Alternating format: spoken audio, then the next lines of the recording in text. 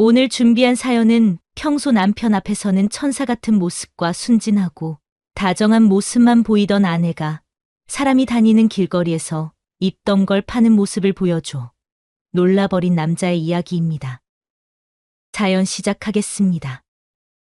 안녕하세요. 저는 올해 37, 결혼한 지 3년이 조금 넘은 평범한 직장인입니다.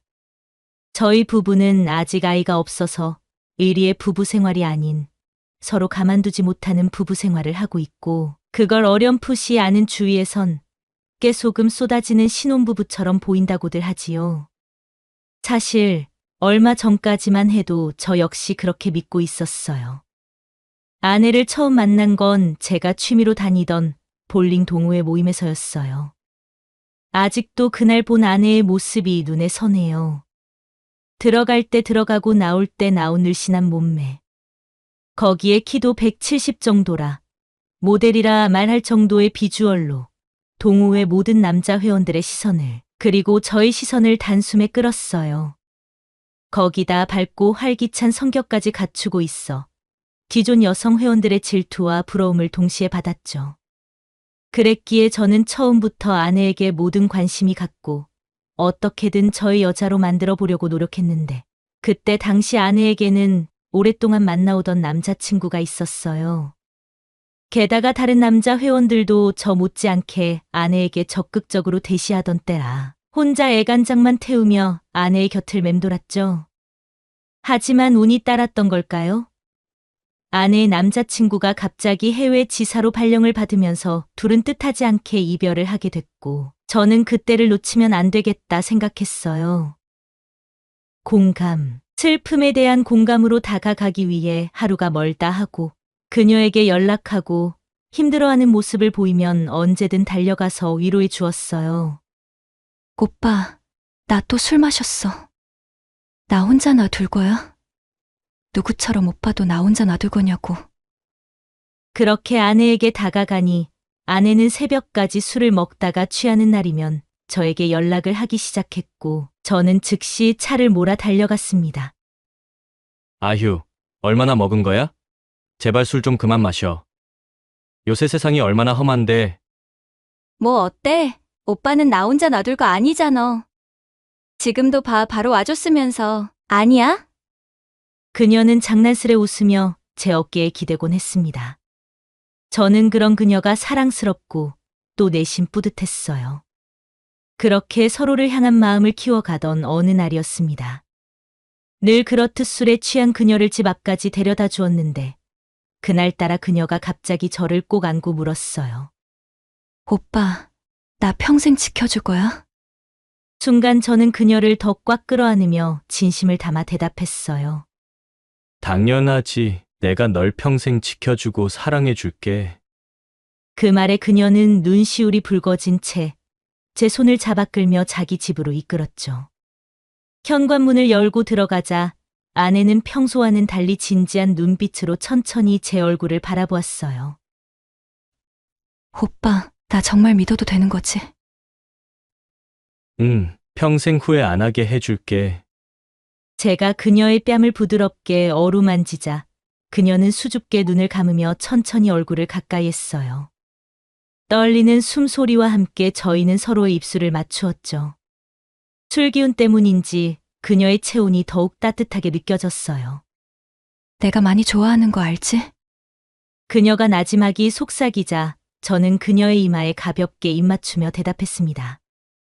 나도 정말 많이 좋아해. 사랑해. 그날 밤 우리는 서로의 마음과 몸을 처음으로 솔직하게 열었습니다. 그녀의 부드러운 숨결과 떨림, 그리고 작게 입에서 흘러나온 모든 소리까지, 모든 것이 제게는 너무나 소중하고 특별하게 느껴졌어요. 그리고 우리는 그날 밤을 시작으로 얼마 지나지 않아 결혼이라는 결실을 맺었지요. 그런데 결혼하기 얼마 전 아내는 실수라 말했고, 저도 그저 실수라 여겼는데 거기에 아내의 비밀이 숨겨져 있는 줄 꿈에도 몰랐어요. 그날은 주말 오후였고 우리는 늘 가던 카페에서 커피를 마시며 결혼 준비를 위한 소소한 이야기를 나누고 있었어요. 한창 웃고 떠들던 중 제가 실수로 지갑을 테이블 밑에 떨어뜨려 허리를 숙였는데 아내가 치마만 입고 있는 상태인 거예요. 순간 당황한 저는 얼른 시선을 돌렸지만 이미 머릿속은 혼란스러웠습니다. 설마 잘못 봤겠지. 애써 마음을 진정시키며 조심스럽게 아내의 눈치를 살펴봤지만 그녀는 아무렇지 않게 밝은 얼굴로 대화를 이어갔습니다. 도무지 이해할 수 없었던 저는 조심스레 물었죠. 저기 자기야. 혹시 오늘 급하게 나오느라 뭐 깜빡한 거 없어? 그러자 아내는 잠시 의아한 표정을 짓더니 이내 얼굴이 붉어지며 소곤거렸습니다. 아, 어떡해. 자기 봤어? 아침에 너무 급해서 진짜 몰랐어. 아내가 민망해하며 고개를 푹 숙이자 도리어 제가 미안했어요. 결혼 준비에 너무 바빠서 생긴 작은 해프닝으로 모른 척 해주지 못했다는 생각이에요. 그리고 우리는 예정대로 결혼을 하게 되었죠. 저희 부부는 결혼 후에도 친구 같은 연인처럼 행복했습니다. 사소한 일에도 웃음이 넘쳤고 함께라면 무엇을 해도 즐거웠어요. 그러던 어느 날이었어요. 포켓몬빵이 유행하면서 저희도 옛날 추억을 떠올리며 함께 편의점 투어를 시작했죠. 처음에는 편의점마다 들러 빵을 찾는 것이 신나고 즐거웠습니다. 좋은 스티커가 나오면 서로 자랑하며 아이들처럼 웃고 떠들었죠. 그런데 시간이 흐르면서 흥미가 떨어지기도 했고 스티커도 중복되는 것이 많아지면서 자연스레 멀어지게 됐어요. 그렇게 잠시 잊고 지내던 어느 날 아내가 갑자기 전화를 걸어왔습니다. 여보, 우리 그 포켓몬 스티커 있잖아. 그거 중고로 팔아도 되지? 스티커를 판다고. 그걸 누가 사? 자기야, 보기보다 우리가 모은 게 희귀템이 많아서 사는 사람 많아. 내가 어플에 올려서 팔아볼게. 처음엔 별 생각 없이 웃으며 넘어갔는데 그 이후로 아내는 중고거래 앱에 수시로 뭔가를 팔기 시작했습니다. 처음엔 스티커 몇 장으로 시작했지만 점차 집에 안 쓰는 물건이나 오래된 가전제품을 찾아 팔기 시작했어요. 여보, 이거 필요 없지? 뭔데? 내 옷 아니야? 이걸 왜 팔아? 어차피 안 입잖아. 내가 팔아서 용돈 벌면 좋잖아. 그런데 아내의 작은 재미로 시작된 일인 줄 알았는데 처녀 때부터 많이 한 거라 말해주더라고요. 뭐 그래서 그런가 싶어 도를 넘는 것 같아도 이해를 해주었고 아내가 거래가 성사될 때마다 좋아하는 모습을 보니까 더더욱 말리지는 못했어요. 그러던 어느 날 퇴근하고 집에 돌아오니 아내가 화난 얼굴로 제게 예쁜 상자 하나를 내밀었습니다. 자기야, 이거 한번 열어봐. 궁금한 마음에 상자를 열어보니 안에는 반짝이는 금팔찌가 들어있었어요. 이게 뭐야? 갑자기 이런 걸 다 사고 그래? 아내는 밝게 웃으며 제 손목에 팔찌를 채워주더군요. 내가 중고거래에서 번 돈으로 샀지. 자기 열심히 일하는데 뭐 하나 해주고 싶었어. 아내가 날 생각해주는 마음에 제 마음도 덩달아 흐뭇해졌어요. 그런데 그때부터 좀 의아한 생각이 들기 시작했던 것 같기도 해요. 팔찌를 선물한 이후에도 아내는 종종 옷이나 가방 같은 것을 사서 집에 들어오곤 했는데 딱 봐도 가격이 제법 나가 보이는 제품이더라고요. 아무리 중고 거래를 많이 한다고 해도 이렇게 많은 돈을 벌 수는 없는 거잖아요. 그러던 어느 날 퇴근하고 집에 일찍 들어가게 됐어요. 현관문을 열고 들어가자 아내는 거실 바닥에 앉아 무언가를 열심히 포장하고 있었어요. 자기야, 뭐해? 갑작스러운 제 목소리에 아내는 깜짝 놀라더니 급히 무언가를 숨기듯 몸 뒤로 감추며 어색하게 웃었어요. 어머. 오늘 왜 이렇게 일찍 왔어? 미리 말 좀 하지. 그러니까 이건 그냥 거래할 물건 좀 포장하고 있었어. 뭔데 그렇게 당황해? 뭐 이상한 거야? 아, 아니야. 그냥 아내의 얼굴은 빨갛게 달아올랐고 눈빛은 불안하게 흔들렸어요. 뭔데 그래? 한번 보여줘. 뭔가 이상하다는 생각이 들어 포장한 걸 보려고 했는데 갑자기 아내가 포장된 상자를 들고 일어섰어요. 지금 그럴 시간 없어. 우체국 업무 시간 다 되었단 말이야. 내가 갔다 와서 말해줄게. 아내는 그렇게 말하고는 밖으로 나가 버렸고, 나중에 돌아와서 하는 말이 자기 처녀 때 쓰던 지갑을 팔았다고 넘겼어요. 그날 이후 저도 모르게 아내의 행동에 조금 더 신경이 쓰이기 시작했어요. 의심하려는 마음은 아니었지만 어딘지 모르게 찜찜한 기분을 지울 수가 없었죠. 그런데 아내가 그날 뭘 포장했는지 알 수 있는 날이 왔어요. 퇴근하고 집으로 돌아왔는데 아내는 욕실에서 샤워를 하고 있었어요. 그런데 휴대폰을 가지고 들어가지 않았는지 침대 위에서 아내의 휴대폰 알림음이 계속해서 울리더군요. 저는 뭔가 급한 메시지인가 싶어 확인하려고 보았는데 소리의 정체는 중고거래 앱의 알림이었어요. 서로 비밀번호를 공유하기로 약속한 터라 어렵지 않게 휴대폰을 열어봤죠. 처음에는 어떻게 조작하는지 몰라 헤매다가 울린 이유를 알 수 있었는데 그건 1대1 채팅 같은 게 와서 올린 거였고 채팅 내용을 보고는 숨이 턱 막히는 것 같았어요. 입던 거 한 장에 5만 원, 직접 만나서 주시면 20만 원 드리겠습니다. 심장이 터질 듯이 뛰기 시작했어요. 그러다가 문득 이런 일이 처음이 아니라는 생각이 들었고 급히 아내의 다른 거래 내역을 확인했어요. 가전제품이나 옷 같은 일반적인 물품도 있었지만 거의 다가 아내의 입던 것을 판매한 기록이었어요. 그리고 택배로 보낸 것도 많았지만 덥도 없는지 만나서 판 것도 있는 거예요. 이럴 리가 없어. 정말 뉴스에서나 볼 수 있던 걸 실제로 아내가 하고 있었어요. 너무 황당하니 화가 나는 게 아니고 사람이 그냥 멍해지더군요. 그제서야 택배를 포장하던 아내의 당황한 모습과 최근 아내가 자주 사오던 값비싼 물건들이 머릿속에서 교차하며 꿈이 아닌 현실이라는 사실을 깨달았어요. 제가 월급쟁이지만 남들만큼 벌어온다고 자부했고 부자는 아니지만 그렇게 가난한 집도 아니에요. 돈이 필요한 건지 아님 다른 이유 때문에 파는 건지 도저히 이해도 되지 않았고 정말 아내가 그런 짓을 한 건지 눈으로 확인하기 전까지는 도저히 믿을 수가 없을 것 같았어요.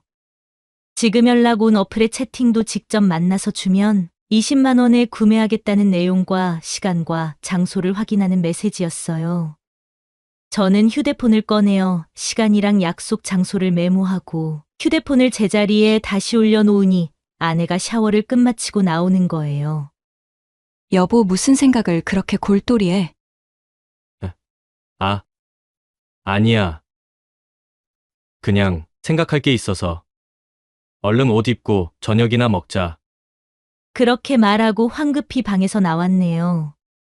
그날 저녁밥이 입으로 들어가는지 코로 들어가는지 모르게 지나갔고 밤에 자려고 침대에 누웠지만 내일 아내가 그런 짓을 한다고 생각하니 도저히 잠이 오지 않아 뜬 눈으로 밤을 지새웠어요. 다음 날 회사에 출근했는데 하루 종일 머릿속에서는 아내가 정말 20만 원 받고 그 짓을 하려고 약속 장소에 나타날까란 생각만 하며 저녁이 올 때까지 기다렸어요. 회사가 끝나자마자 문을 박차고 나섰습니다. 휴대폰 메모에 적어둔 약속 장소는 우리 집에서 멀지 않은 한적한 주택가 골목이었습니다. 해가 저물고 가로등 몇 개만이 희미하게 깜빡이는 그곳은 평소엔 사람 하나 지나지 않을 만큼 조용한 곳이었어요. 저는 미리 도착해 근처 담벼락 뒤에 몸을 숨기고 귀를 기울였습니다. 심장은 제 의지와 상관없이 계속해서 요동쳤고 손바닥엔 진땀이 흥건히 배어 있었어요. 정말 나올까 설마. 아닐 거야. 아무리 그래도 그럴 리가. 그렇게 중얼거리며 스스로를 다독이던 찰나 저 멀리서 마스크를 쓴 여자의 실루엣이 나타났어요. 그 발걸음, 그 체형 단번에 알 수 있었어요. 그건 바로 제 아내였습니다. 아내는 휴대폰을 보며 초조하게 두리번거렸고 조금 후 맞은편 골목에서 검은 점퍼 차림의 한 남자가 나타났어요. 그는 망설임 없이 아내에게 다가와 말을 건넸고 아내는 작게 고개를 끄덕이며 어두운 골목 안쪽으로 유도했습니다. 저는 온몸에 소름이 돋은 채 최대한 조심스럽게 그들을 따라갔어요. 발소리 하나 낼까 싶어 숨조차 얕게 쉬며 골목길 벽에 등을 붙인 채 걷던 제 뒷덜미엔 땀이 뚝뚝 흘렀어요. 아내와 그 남자는 골목 안 깊숙한 곳, 가로등 불빛조차 닿지 않는 어둠 속에 멈춰 섰습니다.